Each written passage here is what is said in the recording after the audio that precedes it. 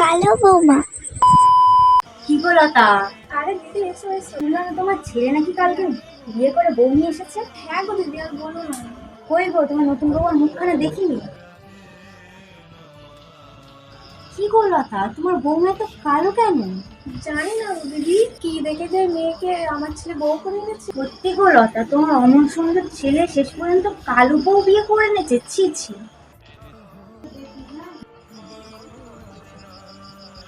কি ব্যাপার, কি এখানে যে মহারানীর মতন বসে আছে, জামা কাপড়গুলো কে কাচবে? মা, জামা কাপড় তো সব মিনতি দিয়েই ধোই।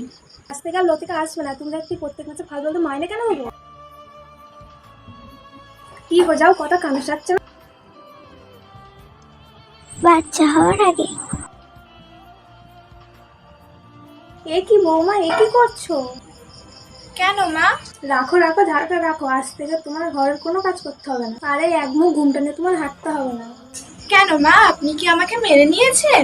কোনো প্রশ্নই ওঠে না। আমি যা করছি দাদু ভাইয়ের জন্য করছি।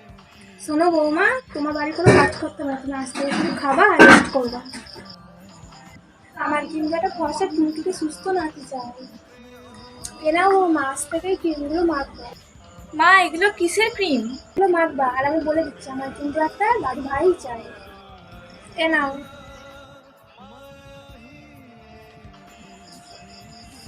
দেখো গোপাল, আমার কিন্তু একটা ফর্সা টুনটুকে নাতি আছে। বাচ্চা হওয়ার পর মা, এ মা, আমাকে একদম মা বলে ডাকবাই না। মা, আপনি এভাবে কেন কথা বলছেন? একটা নাতিই তো চেয়েছিলাম, সেটাও দিতে পারলেন না। আপনি এভাবে কেন বলছেন? ও তো এই বাড়িরই মেয়ে। আপনি একবার ওর মুখটা দেখবো না আমি ওই কালো মেয়ের মুখ? হয়েছে তো ওই কালো মেয়ে। তুমি ওই তোমার মেয়েকে না বাপের বাড়ি চলে যাও। আপনাকে বলতে হবে না মা, আমি আমার মেয়েকে নিয়ে এই বাড়ি থেকে চলে যাব। এই বাড়িতে আমার গায়ের রং নিয়ে অপমান করা হয়েছে, সেই বাড়িতে আমি আমার মেয়েকে আর রাখবো না।